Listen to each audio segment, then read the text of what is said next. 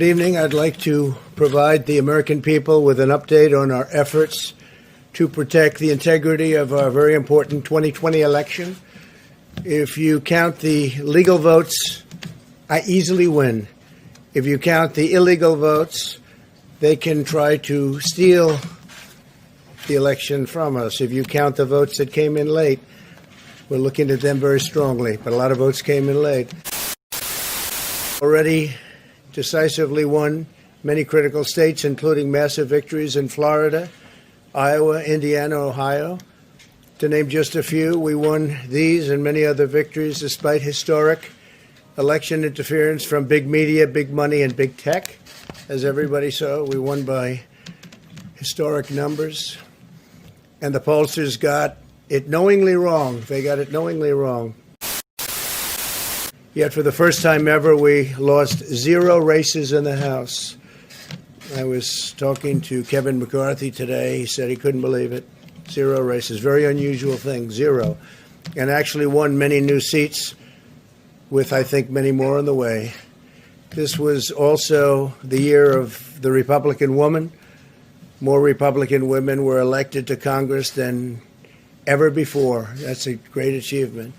I won the largest share of non-white voters of any Republican in 60 years, including historic numbers of Latino, African American, Asian American, and Native American voters, the largest ever in our history.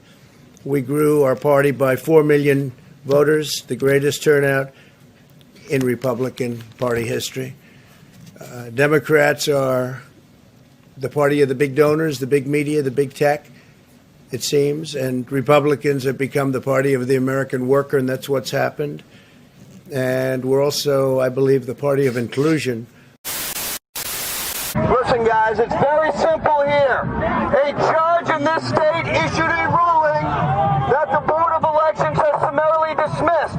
They believe they are above the law.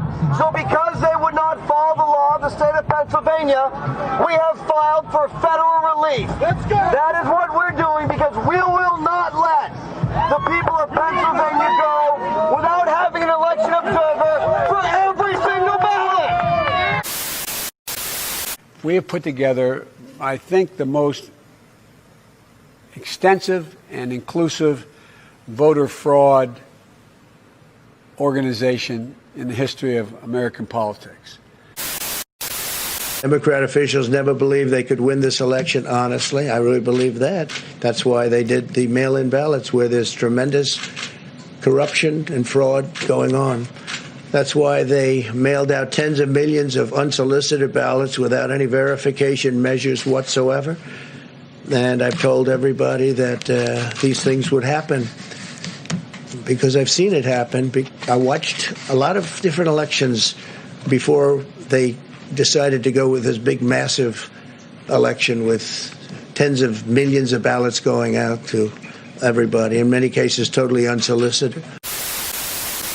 We believe in the process, but this process has been tainted. And if you taint it for one party, you taint it for the other party. If you taint it for one American, then you taint it for all Americans.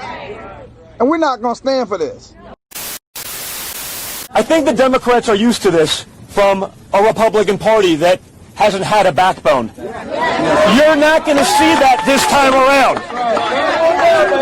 That party is gone, and anyone that doesn't fight like that should go with it.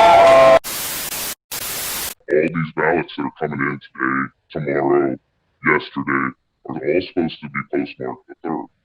Do you believe that order still stands?